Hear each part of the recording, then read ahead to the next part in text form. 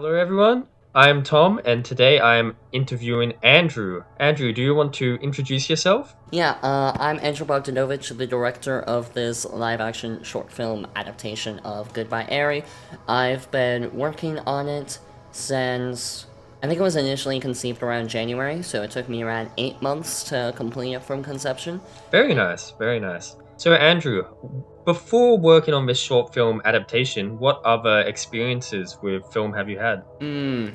I've had a couple, but it had the most recent one before that was I had a film studies class in my first semester of my senior year of high school. Throughout this class, we had many little short projects, whatever. But at the end of the semester, the people who did the best overall short projects throughout the year were able to direct an overall project with the group and chose the people of the group. I got to be one of those directors, and so that was my most recent project, was that film studies project. But unfortunately, that actually it didn't end up the way that I wanted it to go. It's actually funny because that project was actually what led into me to start working on this, because I didn't want that to be my last project before graduating high school. So that's when I speed ran, chose to adapt something so that it could take less time to conceive an idea. Okay, well, let's talk a bit about the project, your most recent project, Goodbye Airy. I guess, do you want to vaguely talk about what it is? Yeah. Goodbye Eri is a manga by Tatsuki Fujimoto, who also is the mangaka of Chainsaw Man. Goodbye Eri came out in the year 2022. So, I guess, what made you want to adapt this story out of everything in the world? So as I was kind of going into earlier with previous stuff I had done, the last short film I made before this, I was really unhappy with, and really devaluing my sense of self as a creator, and really made me question that. And so that's why I was like, right, I'm gonna work on one more, and because I didn't have much time left, that's why I chose to adapt something. And I was looking through previous stuff I had read to see what I wanted to adapt, what would be feasible to adapt to, because even if I like something, that doesn't mean I could feasibly make it into a short film. It helped that it was a very feasible thing to adapt, pretty realistic to make. But other than that, I just related a lot to Yuta in the storyline of him, making a bad movie, and that movie kind of being his do-over. And so I related a lot, because that's kind of what I was trying to do with the short film.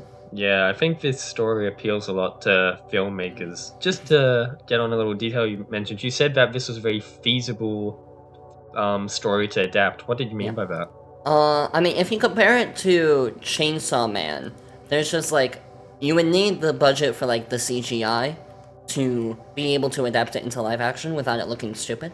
Goodbye Eri doesn't have a lot of those problems, other than the explosion. The explosion was the hardest thing to figure out how to do well that it wouldn't feel stupid. Other than that, it's also a very grounded story. I feel like, especially with a lot of anime or Japan stories, a lot of them are struggle to get adapted into a real-life live-action medium, because a lot of them are not written to adhere to kind of the ideas of reality, and Goodbye Eri was a lot more grounded to those kind of things. Yeah, I think that's very well said. It feels wrong to say because how weird the story is, but it is a very realistic story. Even if they talk about things like vampires, you never see vampire teeth. It all looks very real. But I guess about the explosion, if you don't mind talking about that. Obviously in the story itself, the explosion's a bit of a weird moment.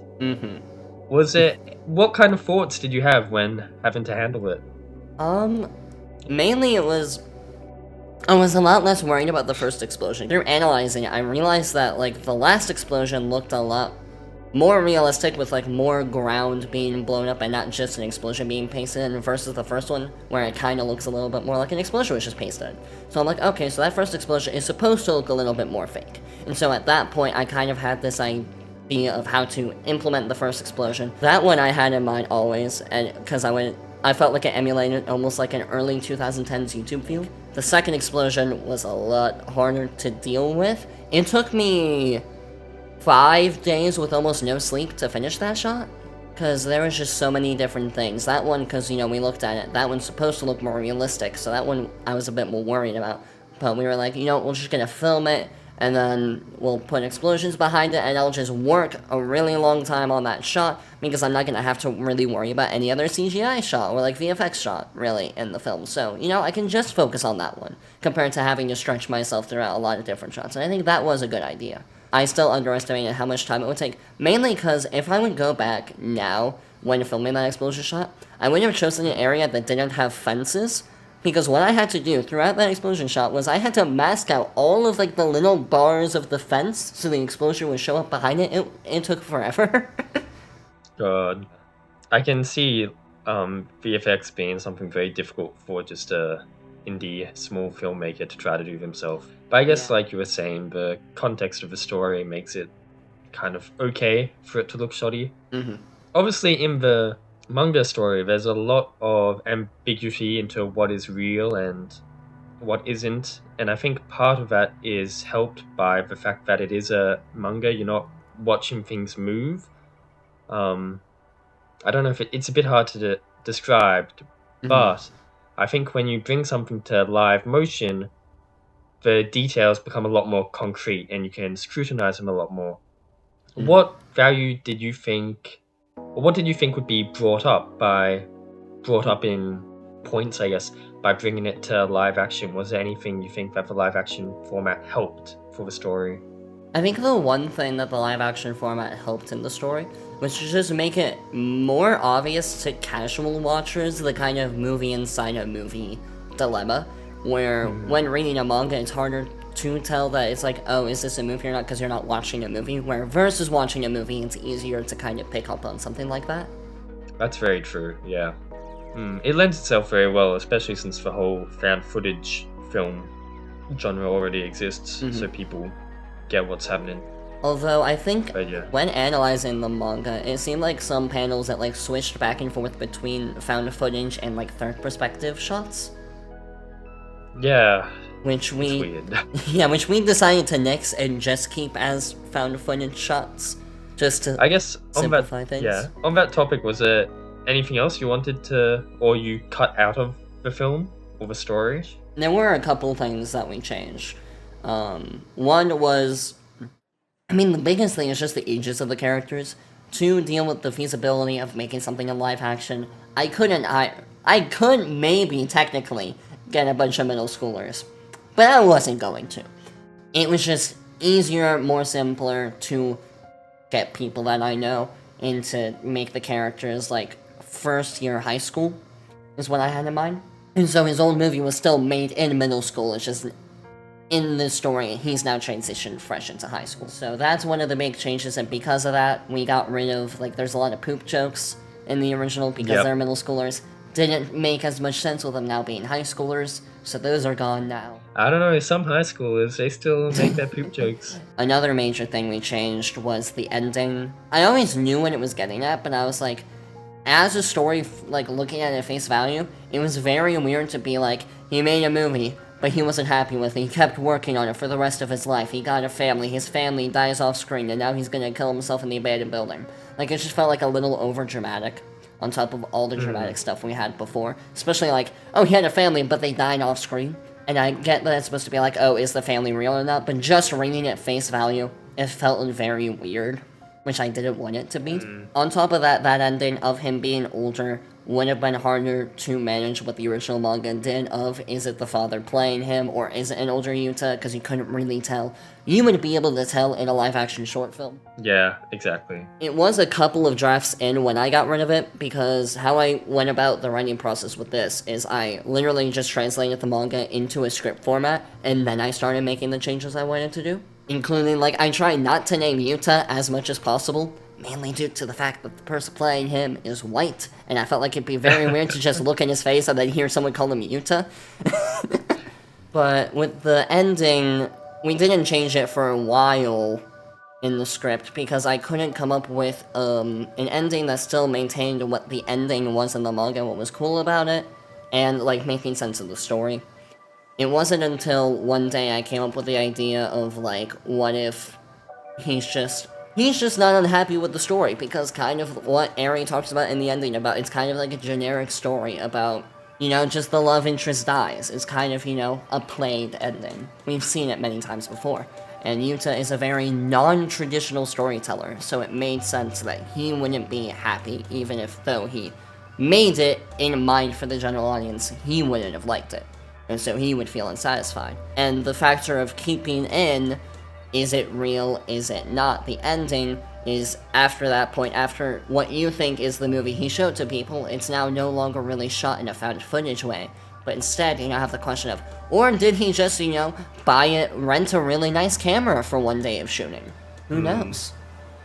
Yeah, I think that's well said. I think the whole time skip thing, it's mostly, in my opinion, it just adds ambiguity, which is important for the story. But I think the way that you guys handle it, keeping it vaguely around the same age, it still achieved a similar ending.